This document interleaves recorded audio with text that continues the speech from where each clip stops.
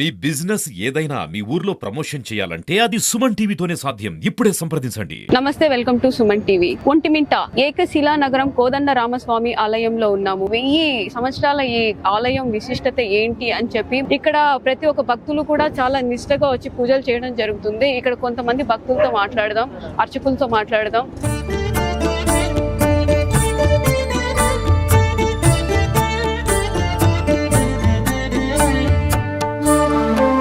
ఒంటిమిట్ట ఏకశిలా నగరంలో ఇక్కడ కోదండ రామస్వామి ఆలయంలో ఉన్నాము. ఒక్కసారి అర్చకులతో మాట్లాడదాం. నమస్తే స్వామి.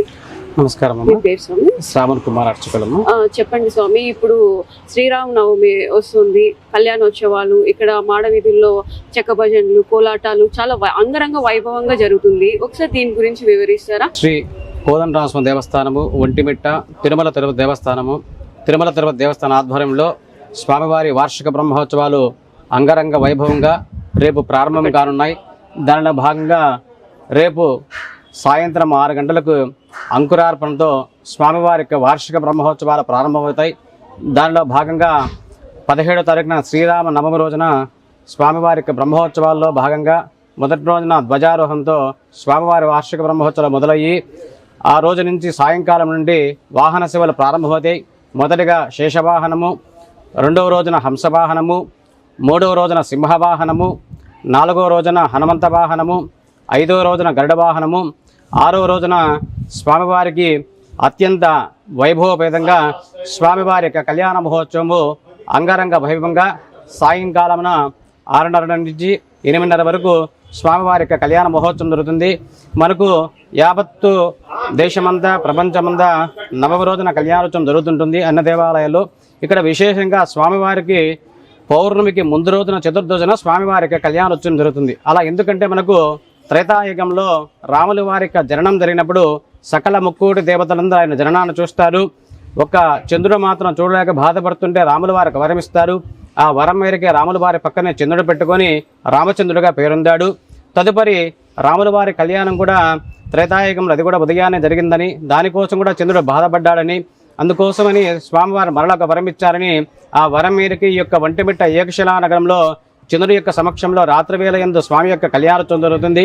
అలాగని ఇక్కడ విశేషం ఏమంటే మనకు త్రేతాయుగంలో రాముల వారి కళ్యాణోత్సవానికి ముందు స్వామివారు శివధనుసుని విరిచారు. దాన్ని శివధనువంగా అంటాం.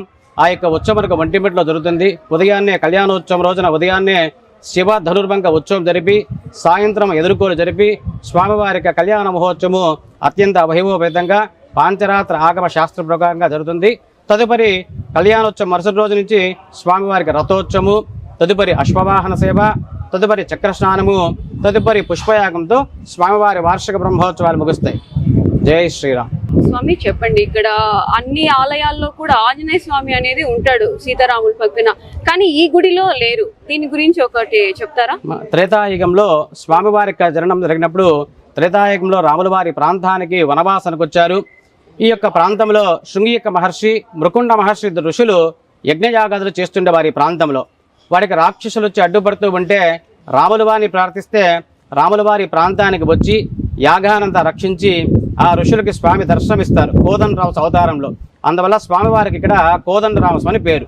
స్వామివారు రాముల వారి ప్రాంతానికి వచ్చేసరికి అప్పటికి ఇంకా రాముల వారికి ఆంజనేయ స్వామి వారికి ఇంకా ఈ ప్రాంత పరిచయం ఏర్పడలేదు. అందువల్ల గర్భాలయంలో స్వామివారు ఉండరు.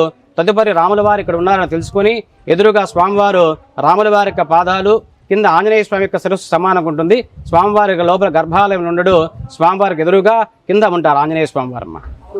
తర్వాత దీన్ని జామవంతుల వారు ప్రాణ ప్రతిష్టాపన చేశారు. తదుపరి కూడా లోపల గర్భాలయంలో కానీ ఆంజనేయ స్వామి ప్రతిష్టాపన జరగలేదు. ఇంకా ఈ గుడి ఒక ప్రత్యేకత, వంటడు మిట్టడు అనే పేరు ఎలా వచ్చింది అంటారు? స్వామివారు లోపల మూలవిరాట్ 3 విగ్రహాలు అంతా ఒకటే శిలగా ఉంటారు. దాన్ని ఏకశిల అంటారు. అందువల్ల గ్రామానికి కూడా పూర్వనామం ఏకశిలా నగరం. తర్వాత ఈ గ్రామం కూడా ఒకటే మిట్టలాగా ఉండేది. ఆ మిట్ట మీద 2 దొంగలు ఉండేవారు, వంటుడు మిట్టుడని. వాళ్ళిద్దరూ దొంగతనాలు చేసుకుంటూ ఈ ఆలయ నిర్మాణం జరగక ముందు స్వామివారి ఇక్కడే గుహలో ఉండేవారు. అక్కడ వచ్చి దాచుకునేవారు దొంగలు. ఒకరోజు రాముల వారు వారిద్దరికి ప్రత్యక్ష, మీ ఇద్దరు దొంగతనాలు మానండి, మంచిగా బ్రతకనని మంచిగా చెబితే వారిద్దరూ అప్పటి నుంచి దొంగతనాలు మానేసి మొట్టమొదటిగా లోపల గర్భాలయం నిర్మిస్తారు. అందువల్ల గ్రామానికి వారిద్దరి పేరుతో ఒంటిమిట్ట అనే పేరు వచ్చినది. ఒంటిమిట్ట ఏకశిలా నగరం శ్రీ కోదండ రామస్వామి అనేది ఇప్పుడు ప్రపంచమంతా తెలిసింది.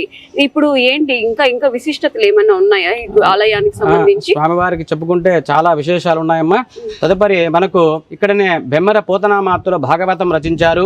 అలవైకుంఠపురం నగరిలో అని కొన్ని చరణాలు గుర్తు రాకుంటే పోతన గారికి రాముల వారి స్వయంగా వచ్చి తాళపత్ర గంధాలు పూర్తి చేసి పలికినది భాగవతమట, పలికించుడు వారు రామభద్రుండట అని ఆ భాగవతాన్ని ఇక్కడే రాముల వారికి అగ్గిదిస్తారు. తదుపరి ఒకసారి తాళ్లపాక అన్నమాచార్య వారు వస్తారు. దేవాలయ దర్శనానికి వస్తే ఈ దేవాలయ వాకిలిని వేసేసి ఉంటాయి. ఆయన మండపంలో కూర్చొని సంకీర్తన గానం చేస్తే వాకిలిని తెరుచుకొని రాముల వారు దర్శనమిస్తారు ఇక్కడ. తదుపరి మాలబోబన్న అని మహాభక్తుడు ఉండేవాడు. రోజు బయట ఈ తూర్పు ద్వారం మధ్య నిలబడుకొని భజన సంకీర్తన పాడేవాడు. రామ రామ అనట నా వంతు ఏకశిలా పురాధామ కాపాడటి వంతులు పాడుతూ ఉంటే అప్పుడు ఈ ఊర్లో గ్రామాధికారులు పెద్దలంతా వచ్చి నువ్వు అంటరాని వాడివై దేవాలయం వెనకవైపు తోహేస్తారు. ఉదయాన్నే అర్చకులు వచ్చి వాకిలి తీగ రాముల వారికి విగ్రహం కూడా అటువైపు దొరికింది, పడవర వైపుకు. ఏమి స్వామి అపరాధం అంటే నాకు భక్తి ప్రధానము కులము ప్రధానం కాదని స్వామివారు రాముల వారు ఈ జగత్తుకంతా హితోపదేశం చేస్తారు. మళ్ళీ అతను తీసుకొని వచ్చి రామయ్య నువ్వు రామభక్తులమని అతనితో భజన పాటు పాటించేవారు. యథాప్రకారంగా రాముల వారు తిరుగుతారు. తదుపరి ఒకసారి ఇమాం బేగన్ ఒక నవాబు ముస్లిం ఒక ఆయన ఈ దారిలో సిద్ధపడిన కోటకు పోతుంటాడు. కొంతసేపు గుర్రానికి సీత తీర్చుకుందామని ఈ దేవాలయం చుట్టూ అంకణాలు ఉంటాయి, అక్కడ నిలబడతాడు కొంతసేపు గుర్రానికి సీత తీర్చుకుంటూ. అప్పుడు ఇక్కడ ప్రజలంతా కలిసి వాదోపదం చేసుకుంటుంటారు రాముల వారు ఉన్నారు లేరని.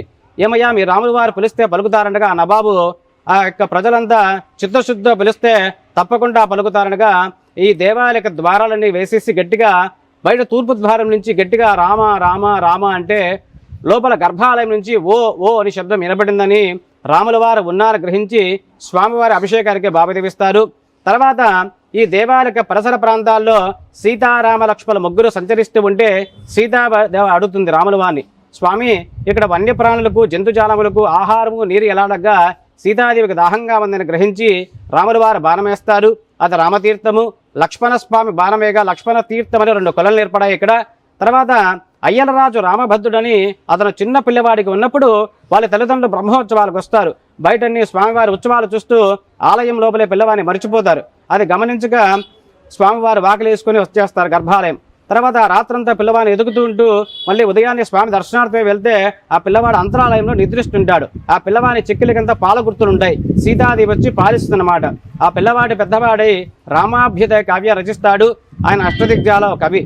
తర్వాత ఇక్కడనే ఆంధ్ర వాల్మీకిని వావులకొన సుబ్బారావు గారు సంస్కృతంలో ఉన్న రామాయణాన్ని యథాతథంగా ఆంధ్రంలోకి తెలుగులోకి అనువదించి ఎన్నో గ్రంథాలు రచించి ఈ దేవాలయంతా అభివృద్ధి చేశారు.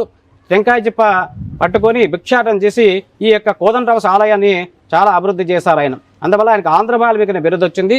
తదుపరి ఈ ఆలయ నిర్మాణం వచ్చి 11వ శతాబ్దంలో చోళరాజు కాలంలో ఈ ఆలయ నిర్మాణం జరిగింది.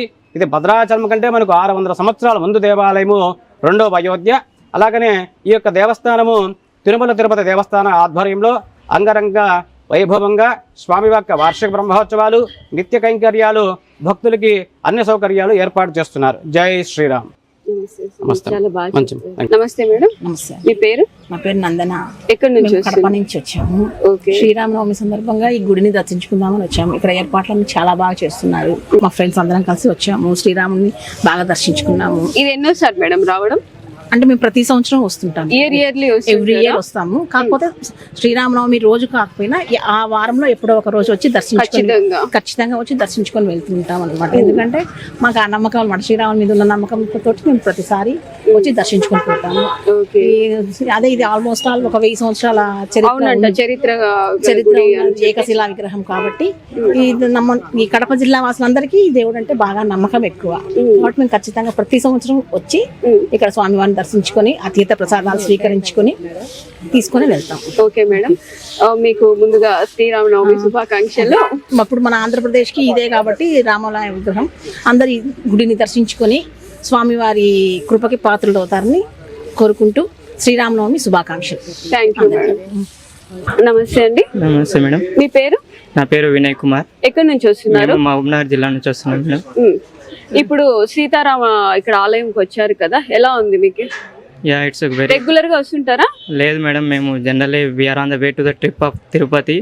సో అదే లైన్ లో మేము ఇక్కడ ఒంటిమిట్ట డ్యూరింగ్ ఈ రామనవమి ఉత్సవాలు ఉంటాయని చెప్పేసి ఇక్కడ కొంచెం దిగి దర్శించుకొని వెళ్దామని చెప్పేసి మేము ఇక్కడ ఎలాగో శ్రీరామనవమి శ్రీరామనవమి ఉంది కాబట్టి ఇక్కడ దర్శించుకొని ఇంటికి వెళ్దామనే దారిలో మేము దర్శించుకొని రావడం జరిగింది. అక్కడికి ఉత్సవాల ఆర్భాటం చూస్తున్నాము, చాలా బాగా అవుతున్నాయి. ఇది ఎన్నోసారి రావడం? This was the second time. Second టైమా? సెకండ్ టైం, ఎందుకంటే మేము we are from very far distance. Okay. So this was the second time. ఏ ఊరు మీది? మాది వచ్చేసి మహబూబ్నగర్ జిల్లా లాల్కోట విలేజ్. చాలా లాంగ్. చాలా లాంగ్. ఈ ఫెస్టివల్ హాలిడేస్ ఉన్నాయని చెప్పేసి కొంచెం ఇలా ట్రిప్ వేసి అన్ని ఆలయాలు దర్శించుకుంటూ అలానే రివర్స్ లో ఇలా ఇంటికి వెళ్ళే దారిలో ఫ్యామిలీ మెంబర్స్ అందరూ వచ్చారా? ఫ్యామిలీ మెంబర్స్ అందరూ వచ్చారు. ఓకే అండి. నమస్తే. మీ పేరు? శ్రీధర్. ఎక్కడి నుంచి వస్తున్నారు? హైదరాబాద్ నుంచి వస్తున్నాం. హైదరాబాద్ నుంచి. ఇది ఎన్నోసార్లు రావడం ఇక్కడికి? ఫోర్త్ టైం అమ్మా. Fourth time. శ్రీరామనవమి గురించి కాదు, మామూలుగా ఈ రూట్ లో వచ్చినప్పుడు ఈ టెంపుల్ ని కంపల్సరీ దర్శించుకుంటాము. కానీ ప్రతి సంవత్సరం ఇప్పుడు శ్రీరామనవమి టైంలో వస్తున్నాము. డెకరేషన్ అది చాలా బాగున్నాయి. చూసినట్టయితే డెవలప్మెంట్స్ కూడా చాలా బాగా బాగుంది. ఫోర్త్ టైం లో ఇది ఈసారి చాలా బాగుంది. మేము హైదరాబాద్ నుంచి వచ్చాము. మేము ఆల్ టుగెదర్ 3 ఫ్యామిలీస్ ఇక్కడికి వచ్చాము.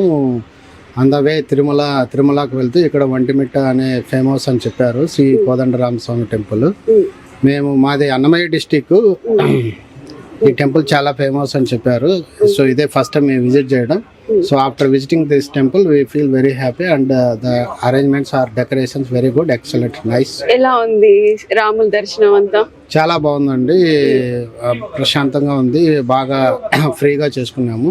There is no hurry burry and ఫ్రీగా వెళ్ళడానికి పంతులు వాళ్ళు కానీ బాగా పూజ చేశారు, బాగా సహకరించారు. మీరు ఫస్ట్ టైం కాబట్టి నెక్స్ట్ టైం వచ్చినప్పుడు ఇంకా కొంచెం అభివృద్ధి అయితే చెందుతుంది ఖచ్చితంగా. అవునండి. ఇందాక మేము లోపల వాటర్ కూడా తాగాము. ఈ సమ్మర్ లో బాగా వాటర్ కూడా చాలా చాలా హ్యాపీ అనిపించింది. So the arrangements are very good, very nice and hopefully again we will visit again and again. ఖచ్చితంగా ఎంత ప్రశాంతమైన వాతావరణం, దేవాలయంకి రావడం ఇంకా రెండోసారి మనం అదృష్టమే అనుకోవాలి. ఖచ్చితంగా అండి. నమస్తే మేడం. మీ పేరు? నా పేరు సుబ్బరాయుడు. ఎక్కడి నుంచి వస్తున్నారు? మదనపల్లి నుంచి వస్తున్నాను. ఇది ఎన్నోసారి విజిట్ చేయడం? First time. ఎలా ఉంది దర్శనం? బాగా జరిగిందా? దర్శనం బాగా జరిగింది first time. So I'm feeling very happy. Okay. So స్వామి దర్శనం బాగా జరిగింది. Think before Sriramanavami 2 days before suddenly రావడం జరిగింది. So I'm happy, I'm feeling so much happy. Okay sir. ఎట్లా ఫ్రెండ్స్ తో వచ్చారా, ఫ్యామిలీస్ తో వచ్చారా? My friends madam. ఫ్రెండ్స్ తో వచ్చారా? ఓకే. ఇక్కడ నుంచి మళ్ళీ ఇంకేమైనా ట్రిప్స్ ఉన్నాయా దర్శనం తర్వాత? నథింగ్ మేడం, వేరే వర్క్ మీద వచ్చిన్నాము రాజంపేటకి. అట్లా స్వామి దర్శనం అనుకోకుండా వాళ్ళ ద్వారా మా ఫ్రెండ్స్. విన్నారా అసలు ఒంటిమిట్ట ఆలయం గురించి? చాలా రోజుల నుంచి వద్దామని ట్రై చేస్తున్నాను రామాలయంకి. సో ఈ రోజు కుదిరింది. అదృష్టం అనేది ఇచ్చారు ఈసారి. ఓకే అండి. చెప్పండి, ఇంకా ఇక్కడంతా కూడా ఎలా ఉంది వాతావరణం? సేమ్ కొండకు వచ్చిన ఫీలింగ్ వస్తుందని ప్రతి ఒక్కరు కూడా చెప్తున్నారు. we are feeling so much happy whenever we enter into temple. అలాగే మనం ప్రదక్షిణ చేసినప్పుడు కూడా మనకు చాలా అనుభూతి అనేది can't express in our words. Positive vibes అనేది, పాజిటివ్ వైబ్రేషన్ అనేది ఖచ్చితంగా ఉంటుంది. ఎలా ఉంది ఫస్ట్ టైం రావడం? దర్శనం ఎలా జరిగింది? బాగా జరిగిందండి అందరికి. సో బాగుంది అట్మాస్ఫియర్. బయట కంపేర్ చేస్తే టెంపుల్ సరౌండింగ్స్ లో అయితే ఒక కూల్ గా ఉంది క్లైమేట్. అండ్ దెన్ ఇంకా చెప్పాలంటే బ్రహ్మోత్సవాల కానీ ఎంత శ్రీరామనవమి ఫ్యామిలీతో వచ్చారా, ఫ్రెండ్స్? లేదండి, ఫ్రెండ్స్ తో వచ్చాము మేమంతా. ఎందుకు ఫ్యామిలీతో రాలేదు? అంటే ఫ్యామిలీ వాళ్ళు వర్క్స్ తో బిజీగా ఉంటారు. ఒక 5-6 times వచ్చింది. 5-6 times. శ్రీరామనవమి ముందుగా వచ్చారు, ఎలా ఉంది ఇప్పుడు? అట్మాస్ఫియర్ చాలా ప్లెజెంట్ గా ఉంది. లోపల దేవుడిని కూడా విఐపి దర్శనంకి పోయినాం. దేవుడిని దగ్గరికి పోయి చూసేసరికి ఆ అనుభూతి, ఆ ఎక్స్పీరియన్స్ చాలా సూపర్ గా ఉంది. చాలా బాగా ఫీల్ అవుతున్నాం. ఆ వామ్త్ ప్లెజెంట్ గా, చాలా ప్లెజెంట్ గా ఉంది. అలాగే హిస్టరీ ఒకటి ఏదో ఆయన చెప్పినాడు ఈరోజు. ఇది 1000 years అగో దీన్ని కన్స్ట్రక్ట్ చేసినారని చెప్పినారు. యాక్చువల్లీ తెలియదు, ఈ రోజే తెలిసింది 1000 years అగోనే ఇది కన్స్ట్రక్ట్ చేసినారని. అంతకుముందు భద్రాచలం ఉండేది ఇక్కడ. అంటే 2 రాష్ట్రాలకి ఉమ్మడి రాష్ట్రాలు ఉన్నప్పుడు, ఆంధ్ర తెలంగాణ 2 కలిసినప్పుడు భద్రాచలం మెయిన్ గా రామ టెంపుల్ ఉండేది. ఇప్పుడైతే ఒంటిమిట్ట, అది కూడా మన కడపలో ఉండడము చాలా అదృష్టంగా ఫీల్ అవుతున్నాను నేను. ఈ శ్రీరామనవమి బ్రహ్మోత్సవాలు జరిగేటప్పుడు ఎక్కడెక్కడి నుంచో చాలా మంది సెలబ్రిటీస్, అలాగే ఈ మన పొలిటికల్ లీడర్స్ వచ్చి ఇక్కడికి దర్శించుకున్నారు. అది కూడా మన కడపలో ఉండడం చాలా లక్కీ మనము.